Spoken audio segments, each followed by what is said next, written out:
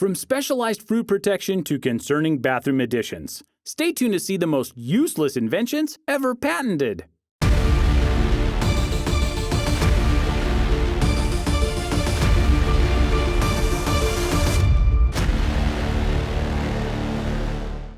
Number 10. Animal Ear Protector. If you have a dog with long ears, then this invention almost makes sense at first glance. Almost. The animal ear protector was originally patented all the way back in 1979, and its design brief showed off how its tubular design will hold your pet's ears out at its side rather than leaving them to fall in your beloved pet's food or water bowl, getting them wet or covered in food, which in turn could make you wet or covered in food. The trouble with this invention is, once the 5 seconds of thought around this invention being a good idea have passed, you realize you could just as easily put your dog's ears in toilet rolls, since that's essentially the invention. Or even simpler, that you could just use a hair tie, or even a clothespin if it's such a big issue for you. You know, simple stuff you probably already have lying around the house that wouldn't cost you a thing. Number 9. The toilet snorkel. A building on fire is no joke. And one of the main concerns during a fire is getting clean air to breathe when the smoke begins to fill the air. Before we talk about the patented solution to do this, take a moment to like this video and subscribe to our channel. Here at Zero to Hero, we'd definitely appreciate it if you'd click that little notification bell too, so you can always stay up to date on our newest videos. So, the building is on fire and you can't breathe smoke. Enter the toilet snorkel, which, as the name suggests, allows you to stick a flexible tube into your nearest toilet until the tube reaches an air pocket at the back of the pipe. You then slide on the breather mask over your head and breathe in some nice sewer air rather than smoke. Or at least that's what its inventor thought is a good idea. It's almost as if this device creator watched the first Kingsman movie, wherein they put the pipes in a toilet to breathe in a flooding room, except this was patented in 1982 and the Kingsman movie was still 2 decades away. Aside from the thought of breathing in sewer air on top of being caught in a burning building, where in your home would you keep this device in the first place? And whatever was wrong with just staying low and finding your way to a room where you might actually be found by firemen? My vote, just avoid burning buildings to begin with. Number 8. The Noodle Fan. We could probably dedicate an entire video on inventions to help you eat your ramen noodles, but the Noodle Fan is one that is especially useless. This invention features a fan that attaches to your chopsticks and blows on your noodles to cool them down while you're eating them. The fan itself only costs about $10 in the US and takes a single AA battery to operate. But I honestly couldn't imagine adding the extra weight and change in balance to the chopsticks to begin with. I guess we really have to question how lazy we've become as a society that we can't just blow on our own noodles to cool them down. Oh, and since we're on the topic of food, Number 7. The Banana Guard. Are you tired of reaching your long-awaited lunch break midway through your day? Opening your lunch container or traditional brown paper bag and looking down in dismay at the squashed remains of what used to be a banana?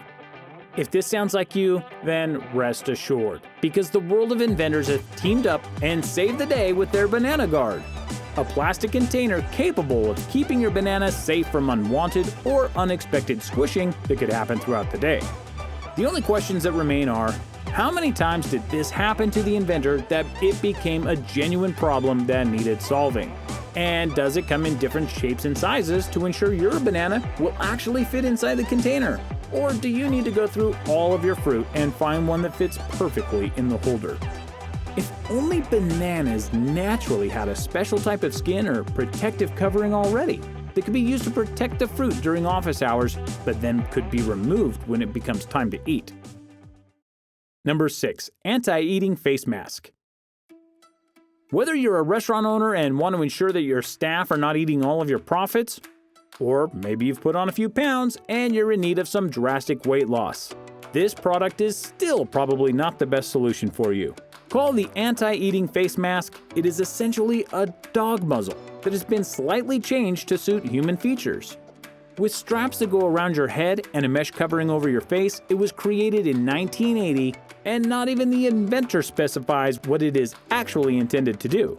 simply stating that it will prevent the wearer from being able to ingest any sort of food. Why would you willingly do this to yourself is also a mystery, which suggests that it is intended to be put on someone else.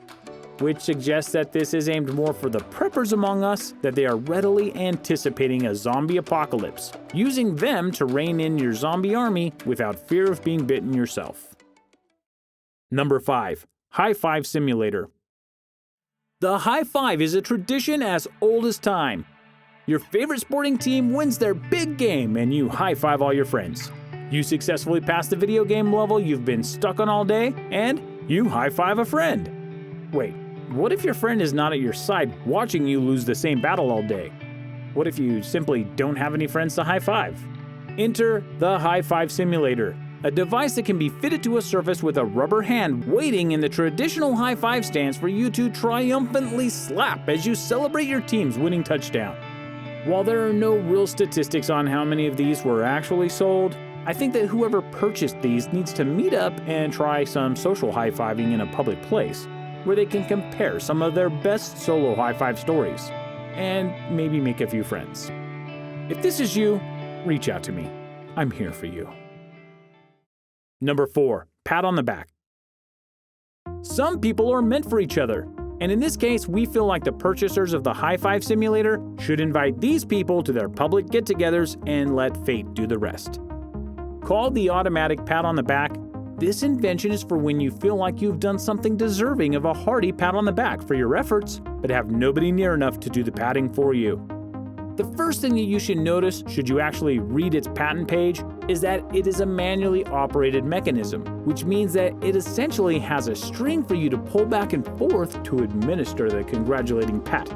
If you're flexible, it could be more cost-effective to just reach around and pat yourself free of charge and without actually having to go online and look one of these things up. The inventor does also state that it can have amusing or important capabilities, which does at least suggest that he recognizes it has comedic potential, but also, weirdly, that it could be used for some sort of important task? I don't know, maybe the Heimlich maneuver. Number 3. Animal toy. If you're a pet owner, you probably enjoy throwing toys for your beloved pet to chase after. Maybe sometimes spending hours at your local park or in your backyard giving your furry buddy a good time. Interestingly enough, if you're more partial to throwing sticks for your dog to chase, you might just be committing copyright infringement. Because in 2002, the United States Patent Office granted a patent for an animal toy that can be made from wood or some wood composite and was shaped like a branch from a tree. Basically, they allowed someone to patent a stick. Granted, the original application did also say that it could be made from plastic or rubber, apart from wood, and that it could be segmented so you can make it smaller for smaller dogs. But the original design and shape of the toy definitely resembles a stick. So if you want to throw a stick for your dog, but you don't want to pick up just any old stick off the ground, you can rest assured that there is an alternative solution to your problem. Number 2. Cat exercise. Should you be more of a cat person instead of being into dogs and still want some way to entertain your cat? Fear not. There is also a gadget you can purchase that helps you provide exercise for it. According to the design brief, this is a method of playing with your cat by directing a beam of invisible light produced by a handheld lighting apparatus onto any floor or wall located near your feline friend. The beam then attracts the cat to it and it will chase it around, providing hours of endless entertainment. If that sounds familiar, then you're one of the millions of people worldwide that already know that cats are drawn to the red dot at the end of a laser pointer, and therefore don't need to spend some money on a laser pointer that is somehow designed specifically for your cat. The design brief also states that this can be used to entertain any animal with a chase instinct other than cats, but I also suspect that you will not need to purchase a specific device in order to accomplish this. Number 1. Forehead support apparatus. If you're a man and you're tired of supporting your own head while standing at a public urinal, then this is just the invention for you. And you need to push to get them installed in your local malls and bars as soon as possible. Simply called the forehead support apparatus, this device is a foam pad that can be attached to the walls of the restroom above the urinals. Seemingly intended for use more in bars than anywhere else, I don't think that simply resting your head on a pad above the urinal will make any drunken man aim any better. And aside from that, is it really something you want to be resting your face on in a public restroom when there was a stranger's head resting there just moments before? It's difficult to understand just what the inventor was thinking when he brought this to the patent office, or what they were thinking when they approved it. But the most pressing questions here would be, are they mounted at different heights to accommodate taller and shorter men? Is there a way to guarantee their sanitization? What do you think the most useless invention in the world is? Let us know in the comments below and take care.